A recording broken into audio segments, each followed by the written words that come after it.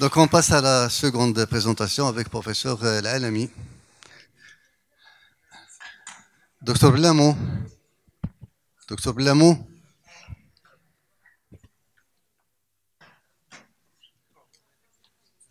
تفضل أستاذ علامي. مرحبا. خلال الناس هي ولا حتى تما ولا حتى تما فينو بلامو إذا عنده مدير مشى فينو بلامو فينو شنو لو سيجي بعدا السلام عليكم. وعليكم السلام. بلامو سي بلامو Voilà, Blem. Donc je donne la parole au docteur Blamou pour présenter le professeur.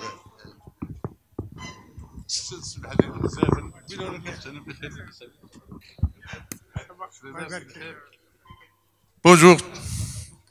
Alors je m'excuse pour ce retard. Bon, on a beaucoup de choses à faire. Nous continuons ce 27e workshop sur le traitement de l'insuffisance cardiaque. Alors, l'insuffisance cardiaque, c'est une pathologie vraiment fréquente et qui pose des problèmes. Traitement. Professeur Alami va nous la traiter et je lui laisse la parole sans trop tarder. Merci. Merci. Salam alaikum. Vous êtes déjà bien fatigué alors qu'on n'est que le matin? Yak. شحال من واحد عيا مشى يدير لا بوز. Ah d'accord, ok. Ah ok, alors voilà. Je remercie MG Maroc et je les félicite aussi pour l'organisation. Tabarakallah alaykoum et bon courage. Alors c'est un atelier d'insuffisance cardiaque. Comment je vais traiter mon patient insuffisant cardiaque? On va essayer de faire la pratique. J'ai comme le cabinet ou à l'hôpital, qu'est-ce qu'on fait? Alors, avant de commencer de traiter quelqu'un pour une insuffisance cardiaque, j'ai une question pour vous. Si un pointeur, ce serait bien, comme ça je peux me balader. Alors, pour le diagnostic, pour être sûr, est-ce que il a متشكاش من l'essoufflement ou ما عندوش des œdèmes, ما عندوش des jugulaires distendus? Est-ce que on peut penser à l'insuffisance cardiaque? Et est-ce que, ma question est toute simple, est-ce que les symptômes et les signes sont obligatoires pour poser un diagnostic?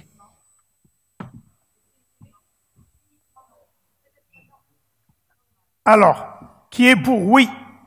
Ils sont obligatoires pour poser un diagnostic d'insuffisance cardiaque. Il vient, la machine chamoiti. Vous pensez à, est-ce que vous pouvez penser à une insuffisance cardiaque alors que lui ne se plaint pas d'essoufflement? Par exemple, vous trouvez qu'il n'y a pas de gros foie, il n'y a pas d'œdème des membres inférieurs, mais vous pensez, est-ce que c'est possible?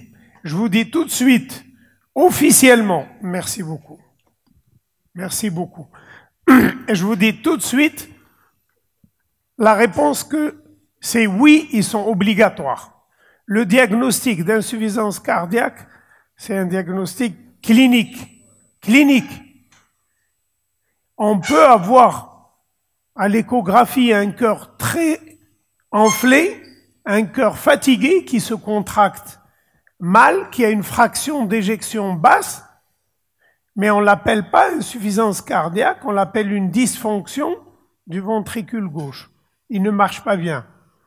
La différence avec insuffisance cardiaque, c'est d'abord des symptômes et des signes. J'espère le premier message est clair. Mon deuxième, à dire à ta'aounkoum bzef dans votre pratique de tous les jours, c'est le BNP. Le BNP est très utile. D'accord? Alors ma question, est-ce que un BNP normal, une BNP normale exclut une insuffisance cardiaque? Et je vais vous dire, il y a deux types d'insuffisance cardiaque, vous le savez. La classification maintenant c'est à fraction d'éjection basse, à fraction d'éjection normale. Donc on va parler de la plus connue, la plus ancienne, qu'on a traitée avec les anciens il y a 30 ans, parce que la nouvelle, elle n'est pas très vieille. La fraction d'éjection normale, c'est une entité qui a peut-être 20 ans, pas plus. Avant, il n'y avait que la fraction basse.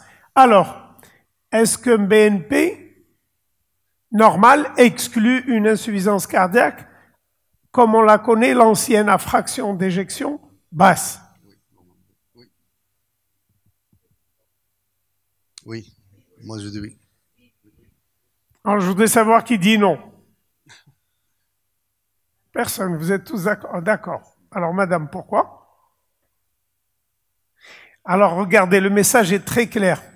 Insuffisance cardiaque à fraction d'éjection basse, c'est-à-dire comme on connaît depuis longtemps, machine la fraction normale, eh bien, en général, à 95%, on peut être sûr que le BNP est atteint. Par contre, et c'est le message important, fraction d'éjection normale, le BNP, il peut être normal. Vous me suivez? Voilà. Donc, si c'est le tableau classique d'insuffisance cardiaque fraction basse, le BNP va beaucoup m'aider. C'est-à-dire, j'ai une personne, je me mets à votre place. Je suis pas en cardiologie. Je suis dans mon cabinet comme vous. J'ai un malade qui se plaint d'essoufflement, dyspnée. Ah, je vais voir est-ce qu'il a des signes, turgescence. C'est important. Est-ce qu'il a un gros foie? Est-ce qu'il a des œdèmes des membres inférieurs? Si je pense à une insuffisance cardiaque, doser le BNP, ou le cardio, dire une échographie. Si c'est le BNP, ça coûte pas cher non plus, pas très cher. S'il va faire un bilan sanguin pour autre chose, faites doser le BNP. Ça peut vous aider au moins, s'il est normal, à 95% d'écarter le diagnostic de fraction d'éjection basse. D'accord? Alors, on va avancer. Pardon? Et il exclut à 95%, il exclut l'insuffisance cardiaque à fraction d'éjection basse s'il est normal. Ça veut dire qu'en général, il est toujours élevé. Voilà, alors... S'il vous plaît, alors, oui. Deux questions.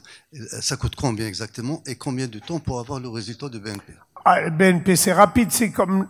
Normalement, c'est comme vous faites votre bilan NFS, urée, créatinine, vous l'avez. Il y a encore peut-être 3, 4 ans, 5 ans, mais maintenant, quand il y a de la demande, les trous sont disponibles, ça se fait dans tous les labos. Si vous avez un labo qui ne le fait pas, demandez un autre et ça se fait, on le fait tous les jours. Franchement, tous les jours. Personnellement, je le demande tous les jours, peut-être 4, 5 fois ou plus chaque jour. Ça peut nous aider beaucoup. C'est une très bonne question. J'ai l'échographie, mais je vais m'aider de ça parce que le BNP, je veux pas que ça détourne notre présentation, le BNP va m'aider aussi pour valeur diagnostic et pronostic. Quand je vais commencer un traitement, et de combien? C'est très important. Voilà. Donc, pour le prix, j'ai pas le prix précis. Je pense que ça doit être 200 dirhams chez Hajab Halaka. 200. 200 dirhams. Alors, voilà l'algorithme, comment on doit faire pour arriver au diagnostic selon la société européenne. Et il est bien, je pense qu'il est bien fait dans le sens d'un médecin généraliste, peut-être même plus que pour le cardio, parce que regardez, vous suspectez une insuffisance cardiaque. La première chose, dosage du BNP. Vous voyez, on commence pas par l'écho, ça répondra à la question de notre ami. Même si j'ai l'échographe, normalement, l'algorithme de la Société européenne me dit doser le BNP. S'il est augmenté, heart failure strongly suspected. L'insuffisance cardiaque, elle est fortement suspectée. Et qu'est-ce que je fais? Je fais une échographie à ce moment-là. Pourquoi? L'écho, elle va me dire à fraction d'éjection basse ou normale. Et là, cantale. Parce que on peut avoir, je vous ai dit tout à l'heure pour la fraction normale, on peut pas trop croire le BNP. Parfois, il est lâche. Mais si vous avez un BNP élevé, on fait l'écho. L'écho montre fraction basse ou fraction normale. Ensuite, eh ben, on décide pour le traitement. Ce qui est très intéressant, c'est qu'il y a 3 groupes d'insuffisance cardiaque. Ceux qui ont une fraction basse, une fraction légèrement diminuée et une fraction normale. Par contre, si le BNP est normal, l'insuffisance cardiaque est peu probable. Et si vous suspectez vraiment, vous faites l'écho et que vous ne trouvez aucune chose anormale, là aussi vous pouvez exclure carrément l'insuffisance cardiaque. Là, c'est les causes qui font élever le BNP en dehors de l'insuffisance cardiaque. Un BNP élevé n'est pas égal à insuffisance cardiaque. D'accord? Alors, j'avance.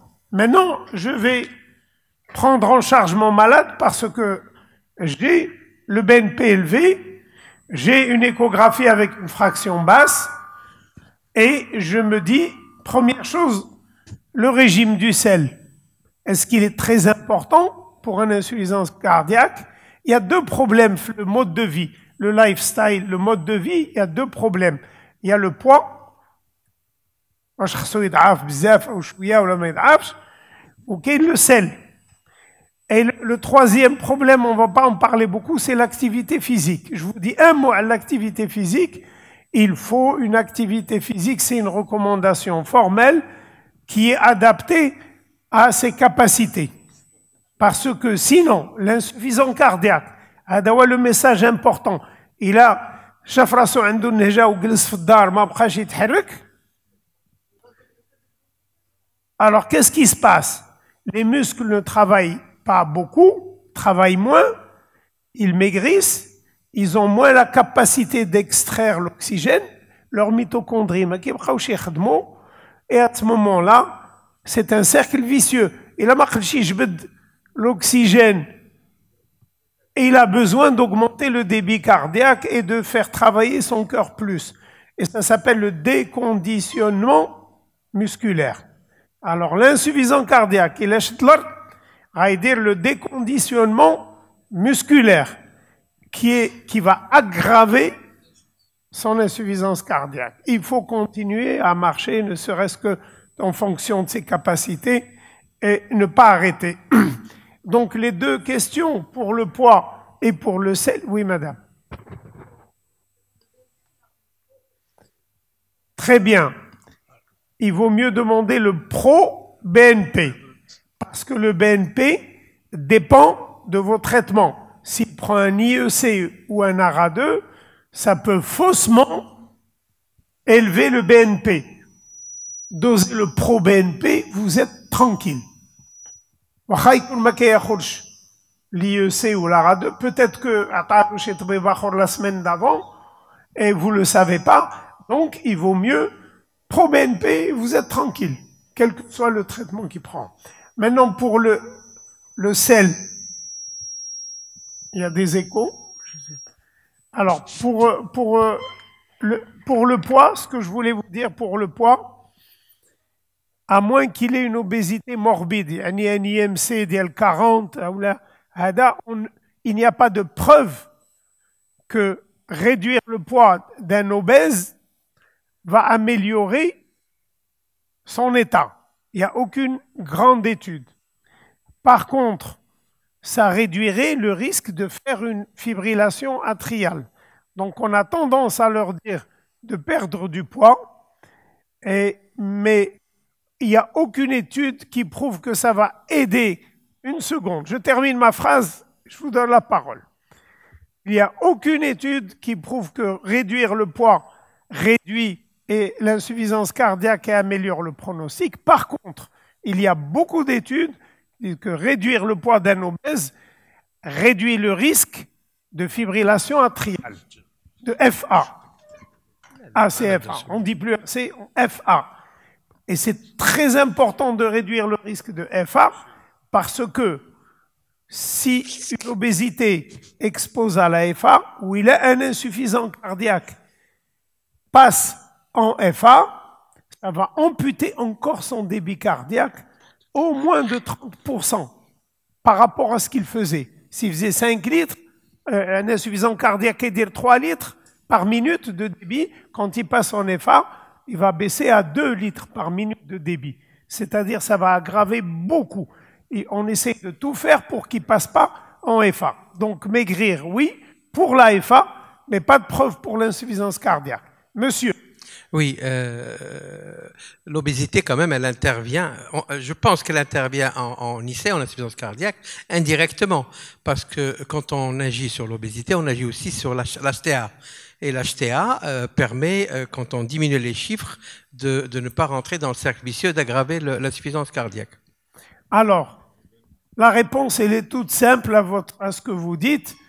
En général, sur 100 insuffisants cardiaques, vous en avez que quelques-uns qui ont une HTA. Parce que dans l'insuffisance cardiaque, en général, il y a une dysfonction ventriculaire gauche qui fait que le débit cardiaque diminue et il n'y a plus d'hypertension artérielle. Ça existe, HTA et insuffisance cardiaque, c'est une transition de l'HTA à l'insuffisance cardiaque, mais dans l'insuffisance cardiaque, je vous dis, c'est pas moi qui invente, je dis les derniers recos n'ont jamais prouvé que réduire le poids. Par contre, réduire le poids pour la FA, c'est très utile et c'est très important. Réduire le poids pour d'autres paramètres, c'est utile, d'accord? Mais aucune étude n'a pu le montrer pour la survie de l'insuffisance cardiaque.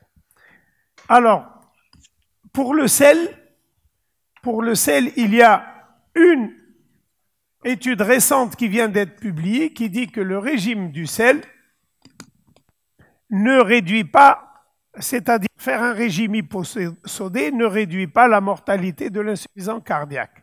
Ça vient d'être publié cette année.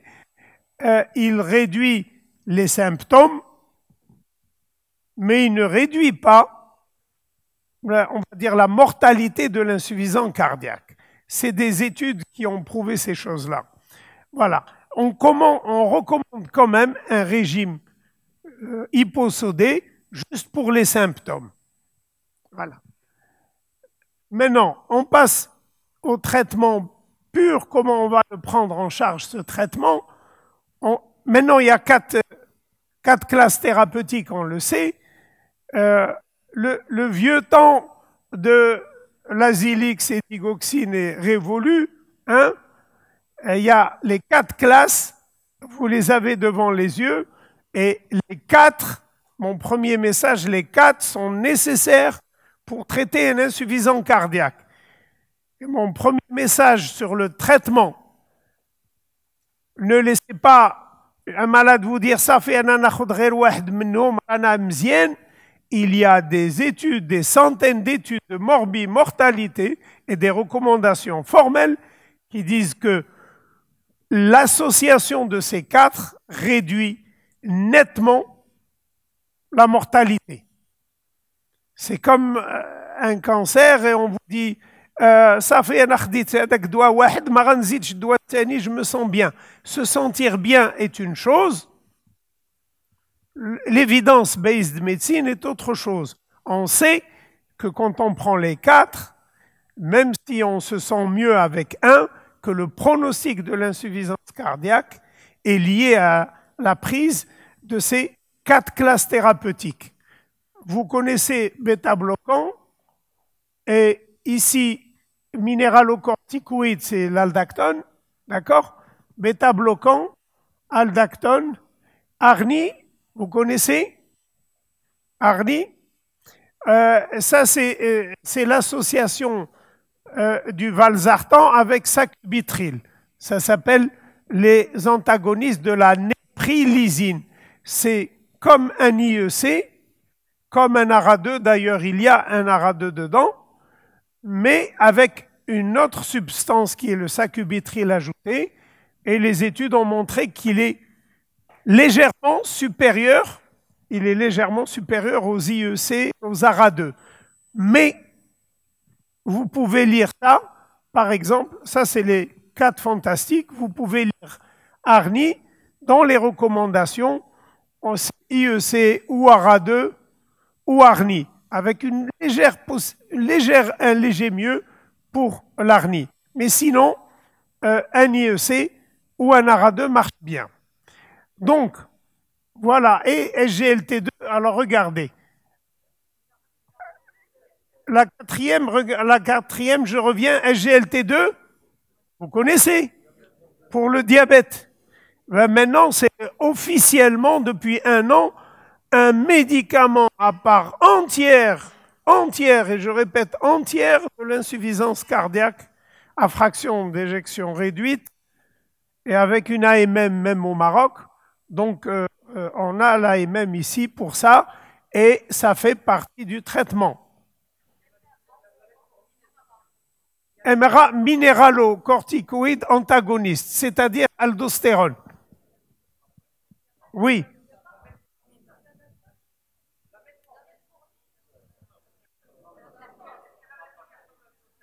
Non, c'est pas un médicament de l'insuffisance. Nous, on parle.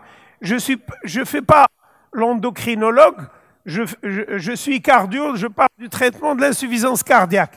Maintenant, pour qu'on ne dise pas que j'ai dit que la metformine est mauvaise, j'ai jamais dit qu'elle est mauvaise pour l'insuffisance cardiaque. Je parle du traitement de l'insuffisance cardiaque. Je ne parle pas du patient diabétique. Si votre malade est diabétique, la metformine n'est pas mauvaise pour traiter le diabète chez l'insuffisant cardiaque. Mais ce n'est pas un médicament de l'insuffisance cardiaque. Attention! Ce n'est pas un mauvais médicament pour le diabétique qui a une insuffisance cardiaque, mais ce n'est pas un médicament de l'insuffisance cardiaque. OK? Alors,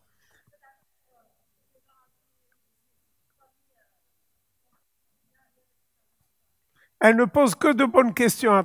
Là, c'est des questions très intéressantes. Ce n'est pas tous pareils. Je vais en parler juste après. Il y a certains bêta-bloquants et pas d'autres. Il y a certains IEC et pas d'autres. Il y a certains, on va les voir.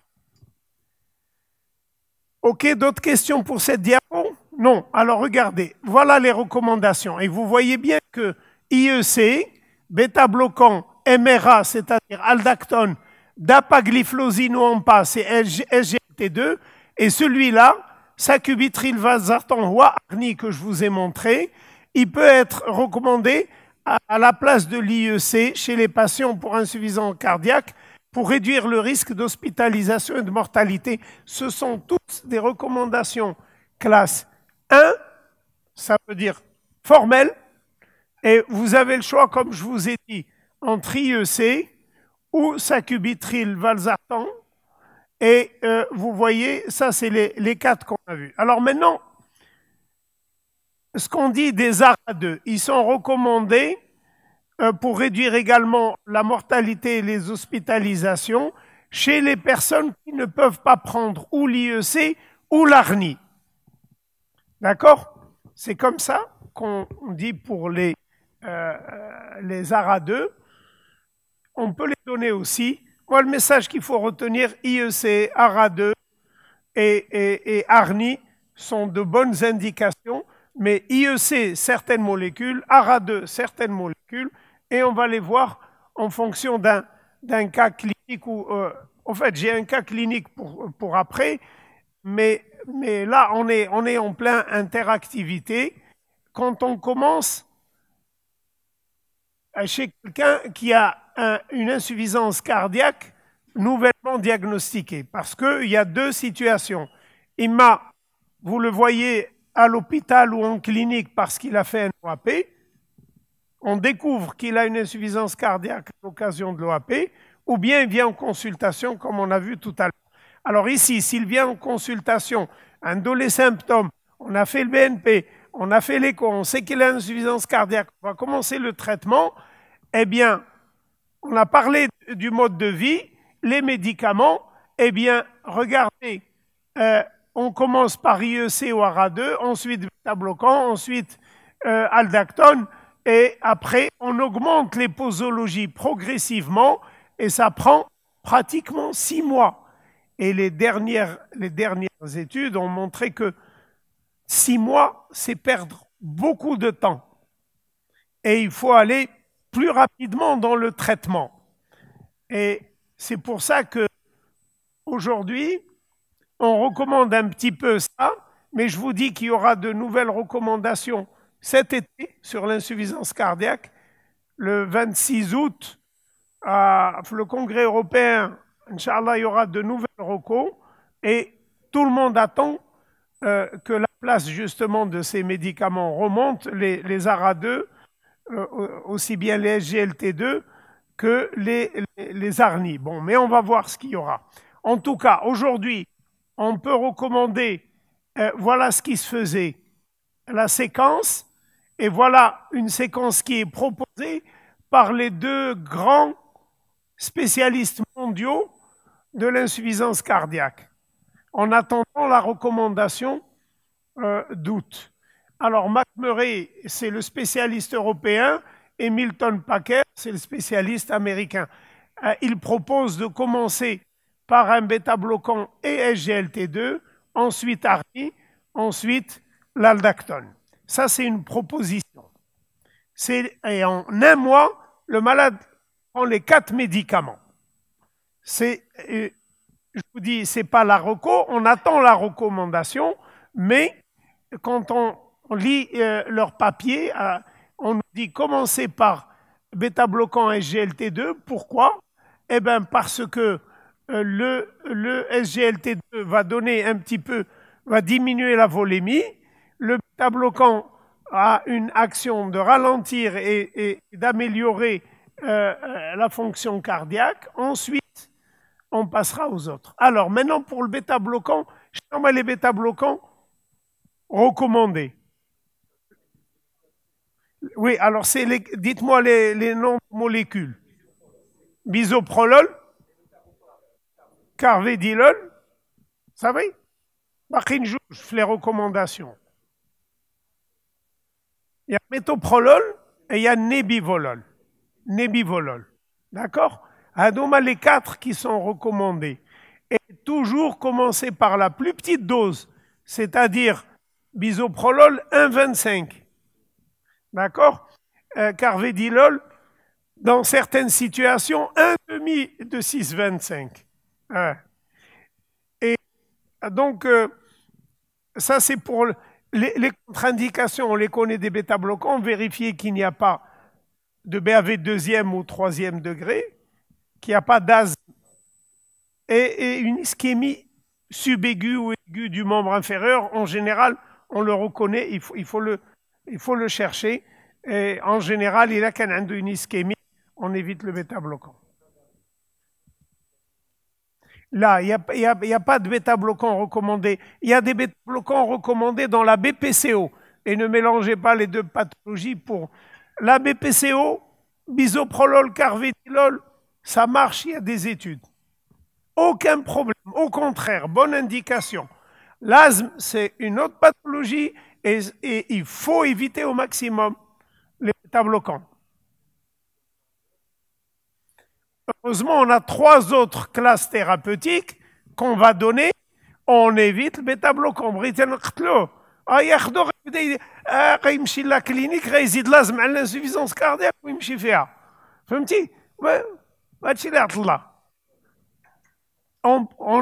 Je vois peut-être où vous voulez en venir parce que on s'est dit que le bêta-bloquant, on peut, s'il est contre-indiqué, indiqué parce qu'il y a un asthme et on a vraiment peur, on peut éventuellement, dans les recommandations de l'Europe, donner une molécule qui ralentit la fréquence cardiaque, qui a prouvé être efficace dans l'insuffisance cardiaque, c'est... Non, pas bêta-bloquant. Bêta-bloquant, il est dans l'asthme. Dans l'asthme, on va éviter tous les bêta-bloquants dans l'insuffisance cardiaque. Et à ce moment-là, ivabradine. Bon. Coralan. Coralan est un médicament qui ralentit la fréquence. Il y a une étude qui s'appelle SHIFT qui a dit que on peut donner ça, c'est bon dans l'insuffisance cardiaque. On va voir le tableau des recommandations quand il y a, comme vous dites, un asthme sévère. On ne va pas donner de bêta-bloquant, on peut donner l'ivabradine. Non. Là, digoxine, elle a encore une toute petite place, on va la lire dans certaines situations particulières, mais pas en rythme sinusal. Si le personne est en rythme sinusal, ça ne sert à rien. Alors, on avance. Je voulais vous poser la question aussi, avant de vous montrer ça. Les IEC, lesquels on peut donner dans l'insuffisance cardiaque. Ramipril. Qui est pour le Ramipril? Levez la main. Ramipril. Ça fait. Perindopril. Levez la main. Lisinopril. Vous ne connaissez pas. On l'a en association, on ne l'a pas tout seul.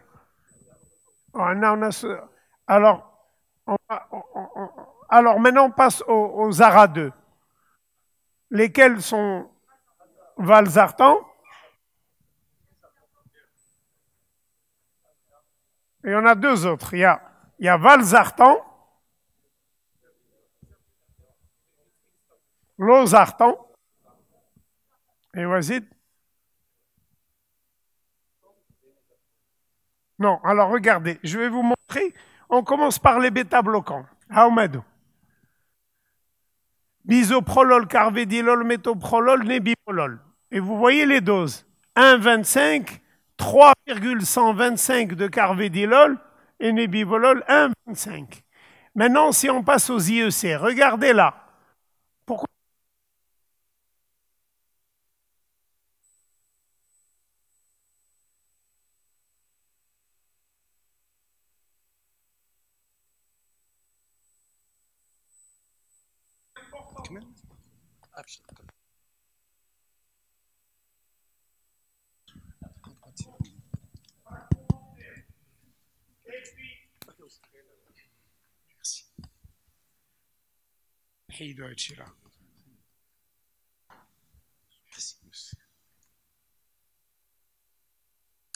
Donc, alors, et pour les ARA2, vous les voyez ici en bas, candesartan, losartan, valsartan. Vous voyez? Et ivabradine, et c'est le coralan ici, et vous voyez qu'il y a une toute petite place pour digoxine, hydralazine et les dérivés nitrés. On pourra en parler tout à l'heure. Voilà, donc c'est important de connaître les molécules qu'on peut utiliser. Et maintenant, oui. Sauf dans certains cas, si vous avez une personne qui a vraiment une tension qui est encore très bien, et on peut commencer avec une dose qui n'est pas forcément la plus petite. Vous voyez, c'est une histoire de tension. Il faut surveiller la tension. C'est une histoire aussi de kaliémie, de fréquence cardiaque. Le bêta-bloquant, il a quand la fréquence à moins de 70, on a peur de commencer. Vous voyez, donc voilà. Alors maintenant, regardez, j'ai un malade. Je l'ai. Pardon? Alors c'est une semaine. Chaque semaine, vous pouvez augmenter la dose des IEC, par exemple, à condition que la tension soit bien. Pour le bêta-bloquant, c'est ma question, donc je ne vais pas vous répondre. Regardez, Il y a ma question pour le bêta-bloquant. بدينا ب 1.25 دوزنا ل 2,5 ودابا جا المريض باش ندوزوه à la dose de 5. Souvenez le mois dernier, parce que le bêta-bloquant, il faut y aller plus lentement, et là, on y allait lentement. Est-ce qu'il n'y a pas d'aggravation depuis le mois dernier? La dose, ça ne s'est pas aggravé. Mais il n'y a pas eu d'amélioration. Et regardez, voilà sa tension, voilà sa fréquence cardiaque. Et la question, est-ce que j'augmente la dose? Ou bien je maintiens?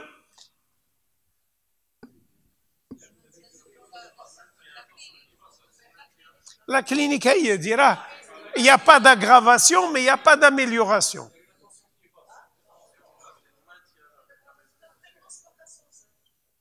Alors regardez, il y en a qui ont parlé de la clinique, de la tension, de la fréquence cardiaque. Vous voyez comment il faut tout gérer. Et la tension, premièrement, la tension n'est pas un problème pour le bêta-bloquant. Le bêta-bloquant n'est pas un médicament destiné à faire chuter la tension dans ces situations-là. Il est déjà sous une dose. Vous allez le voir, je peux revenir en arrière pour vous le montrer. Ici, dans cette partie des recommandations, là, franchement, c'est les recommandations, la partie de droite. C'est les recommandations européennes ici, et c'est écrit quelque part à moins de tant qu'elle est supérieure à 90, ce n'est pas un obstacle en lui-même. Ça, c'est les recommandations. D'accord? Donc la tension ne me dérange pas. Le fait qu'il ait 10,5 ou 10 ou 9,5 ne me dérange pas.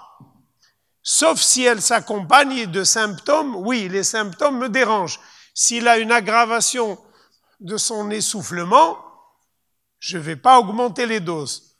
Qu'est-ce que je fais? Soit j'ajoute le diurétique pour un certain temps, et vous avez vu depuis le début de l'exposé, on n'a pas prononcé le mot diurétique. D'accord? Le mot diurétique, il est réservé aux décompensations, c'est-à-dire, l'essoufflement, ou là quelqu'un qui est en OAP, ou là, et c'est une surveillance très importante de vos malades, au traitement on leur demande chaque jour, avant de manger, une prise de poids de 2 kilos en 2 jours, ça veut dire qu'il est en train de faire des œdèmes, et à ce moment-là, on sait qu'il s'infiltre et qu'il fait de la congestion et qu'il va falloir lui donner rapidement un diurétique. Il a le lendemain en OAP. Donc c'est ça la parenthèse diurétique. C'est quand il y a une décompensation, aggravation. Donc le malade, aggravation de l'essoufflement, on va donner le diurétique et on ne va pas augmenter la dose. Parfois, on réduit même la dose de bêta-bloquant. Mais ici, il n'y a pas d'aggravation. Le message, c'est que l'amélioration, elle prend 3 à 6 mois. Donc, n'attendez pas, la dose bêta-bloquant, il s'est amélioré. La symptomatologie prend beaucoup de temps. Certaines personnes vont vous dire, je vais donner l'ivabradine parce que j'ai peur, parce qu'il est à 75, ou là j'ai peur qu'il s'aggrave. Et l'ivabradine, je vous dis, elle est efficace, mais ce n'est pas une recommandation 1, comme les autres. Alors, le message pour une situation comme ça, augmentez le bisoprolol, n'ayez pas peur. Et le problème numéro 1 dans l'insuffisance cardiaque, c'est l'inertie thérapeutique des médecins. Dans les recommandations, j'ai toute une présentation sur ça. En pourcentage les 4 médicaments, les Golna, à la dose maximum, parce qu'au bout du compte, La plupart d'entre nous ont envie d'arrêter à la dose de bêta. Menzidouche baraka. J'ai peur. Alors dans les études, grandes études où il y a beaucoup, une méta-analyse qui regroupe des centaines de milliers de personnes insuffisantes cardiaques, les 4 médicaments à la dose maximale qui auraient pu être donnés, tolérés, 1% des insuffisants cardiaques. 1%. 1%. On a tellement peur qu'on arrête et on se dit, vous voyez, ça c'est quelque chose, c'est un grand obstacle au traitement. Voilà. Oui, c'est le furosémide, oui, et uniquement. L'aldactone, on commence par une dose de 6,25 et puis de 12,5, après 25. Et l'aldactone, il faut surveiller surtout la kaliémie. Voilà, je terminerai par les recommandations. Et à gauche, c'est les européennes, ici. Vous voyez qu'il y a les 4 classes. D'accord? ARNI, bêta-bloquant, MRA, SGLT2. Et s'il y a un volume overload, c'est-à-dire des œdèmes, diurétiques. D'accord? Et ensuite, vous avez, ça c'est s'il a des QRS larges, on peut aider, fraction d'éjection basse, etc. On peut faire resynchronisation. Voilà, donc en gros, à gauche, c'est les Européens, et à droite, c'est les Américains. Vous voyez que c'est pratiquement les mêmes recommandations. Et que la différence, l'ivabradine, on peut la donner ici, elle est là quand ça ne suffit pas, ivabradine, alors que les Américains ne la reconnaissent pas, hein, ils ne l'utilisent pas. Les recommandations américaines, le mot ivabradine, quand vous le cherchez, j'ai cherché dans toutes les recommandations, on tape le mot n'existe pas. Comme diurétique, je ne voulais pas prononcer, eux, ils n'ont pas prononcé ça. Mais les Européens le mettent. Voilà, donc moi, je terminerai par 2 mots sur la préserved IF, c'est-à-dire fraction d'éjection préservée. Et ça, c'est les diagnostics de l'insuffisance cardiaque. On a beaucoup parlé de celle-là. Et regardez dans les 3 symptômes et signes. Obligatoire, sinon il n'y a pas de diagnostic. D'accord? Et voilà le diagnostic d'une préserved IF. Il faut qu'il y ait des symptômes, des signes, une fraction d'éjection supérieure à 50%. Et si je ne vous ai pas beaucoup parlé de cette entité, c'est qu'elle a besoin de beaucoup de signes échographiques. Les voilà. Il faut avoir des signes à l'échographie cardiaque. On peut avoir aussi le BNP, mais c'est surtout des signes échographiques pour poser le diagnostic d'insuffisance cardiaque à fraction d'éjection préservée. Voilà, ma dernière diapo, c'est celle-là. Vous avez des symptômes et des signes. Dosez le BNP. S'il est élevé et qu'il n'y a pas d'autre raison d'avoir un BNP élevé, eh bien, le médicament qui se donne, on n'a pas encore l'AMM au Maroc. On a l'AMM pour la fraction d'éjection basse. Mais en Europe, c'est ce qu'ils font. Ils font comme ça. Ils peuvent commencer le SGLT2 et après, à l'écho, fraction élevée, il n'y a pas d'indication que le SGLT2, mais si la fraction est basse, on va donner les 4. En gros, c'est comme ça, d'accord? Et j'ai terminé, ça c'était une autre fois, un cas qui est aigu. Si vous êtes à l'hôpital ou en clinique et que vous avez un malade qui vient en OAP,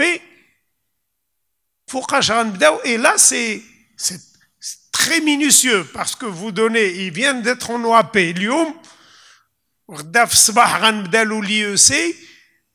ça peut un crash, comme un avion qui crache. Et c'est des posologies très délicates, des conditions délicates. C'est comme un pilote qui pilote son avion. Je me suis dit, les généralités, Inch'Allah, on pourra voir si vous êtes des champions d'insuffisance cardiaque, les tout petits détails quand il est hospitalisé. Je présume parmi vous, il y a des gens ou une région où ils n'ont pas l'accès au cardio rapidement, c'est ça, et que si on a... دابا انت فهمتك بديت نسبقك ما كاين لا جدوي. Oui.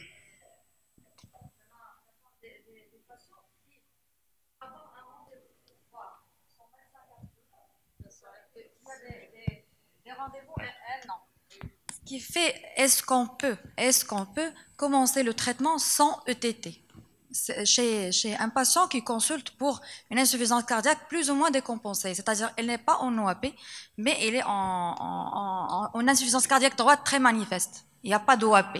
L'OAP, on peut référer, ils peuvent être pris en charge aux urgences. L'algorithme de la société européenne, et c'est ce que font les Européens, c'est la diapo que je vous ai montrée. BNP élevé, symptômes, signes BNP élevé, c'est une insuffisance cardiaque. On fait l'écho, fraction basse ou fraction normale. Le patient, elle va pas consulter, ce qui fait, est-ce que je peux, et quel médicament je peux initier en attendant que la consultation qui va... On peut toujours commencer par une toute petite dose bêta-bloquant s'il n'est pas contre-indiqué, d'accord? Et s'il a une tension qui est bien, ajouter un IEC à petite dose, et éventuellement par la suite, on donnera de l'aldactone si la fonction rénale le permet, parce que parfois les personnes âgées qui sont en insuffisance cardiaque, c'est qu'on a le rein compromis, si la fonction rénale est bien, on donne aussi l'aldactone. C'est déjà une bonne chose, 3 médicaments. Je ne vais pas vous dire SGLT2 parce que vous n'avez pas la fraction d'éjection, et s'il ne peut pas aller, peut-être qu'il n'a pas les moyens de l'acheter. Voilà. Merci. S'il vous plaît, pour l'aldactone 25. Oui. On a l'aldactone 50, c'est-à-dire. Oui. Alors, demi, c'est 25. Oui. Alors, normalement, il y a aussi le 25 mg. Normalement, qui devrait être sur le marché. Mais s'il n'y a pas, vous pouvez commencer à 12,5, ce serait le quart de 50. D'accord, le quart. Merci. Oui. Là, la digoxine, chauffe. Si notre ami n'avait pas dit le mot digoxine, je ne l'aurais pas prononcé. Et diurétique, c'est aussi pour que vous sachiez que digoxine, l'azilix n'existe plus. L'azilix, les indications dialo. La digoxine, quand est-ce que je la donne? Eh ben, s'il a par exemple un asthme, s'il ne peut pas prendre un bêta-bloquant, il a une ischémie du membre inférieur, et s'il est en arythmie. Parce que dans l'arythmie, en FA, insuffisance cardiaque avec FA, je peux donner de la digoxine. En dehors de ça, aucune preuve d'efficacité. S'il vous plaît, pour la SGLT2, est-ce que s'il n'est pas diabétique, il ne risque pas de faire une hypo? Non, ben justement, c'est ça il y a eu de grandes études sur des gens qui ne sont pas diabétiques et qui ne font pas d'hypoglycémie. La seule remarque, si la personne est diabétique et que moi, je veux commencer le traitement pour son cœur, j'avise l'endocrino, s'il prend de l'insuline, il faut réduire les doses d'insuline pour ne pas avoir d'acidocétose et des choses comme ça. Encore une ou deux questions, s'il vous plaît, parce que s'il vous plaît, concernant les inhibiteurs GLT2, oui. En dehors de leur action sur l'hypovolémie, est-ce qu'il y a d'autres actions sur le cœur qui sont bénéfiques pour le cœur? Oui. D'abord, on est à la période où plein de théories sur leur mécanisme d'action.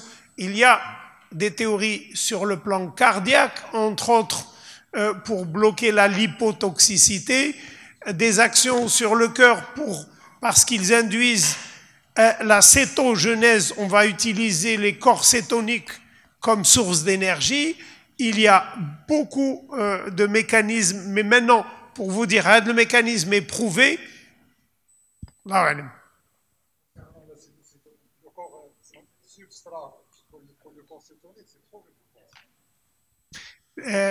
L'utilisation, rien n'est prouvé avec les SGLT2. Aucun mécanisme en dehors de l'action de diurèse, de natriurèse et de glycosurie, les autres, et d'hémoconcentration, aussi bien sur le rein que sur le cœur. Il y a plein d'hypothèses, parmi lesquelles les corps cétoniques, mais à ma connaissance, aucune, pour l'instant, n'est prouvée. Oui, alors, avec l'aldactone, risque d'hyperkaliémie, donc 5 à plus de 5,5, c'est interdit. Sinon, il faut ajouter des chélateurs, et les bons, c'est dangereux parce qu'ils vont remplacer avec du sodium. Le rythme de surveillance, une fois par mois, c'est large. Bien. Que au début. Alors, en votre nom, nous remercions professeur Alami de répondre toujours favorable et venir partager avec nous ses connaissances. Merci beaucoup. ما قدمتوش في الاول سمحوا لي، هو غني عن التعريف السي العالمي. تبارك الله عليه.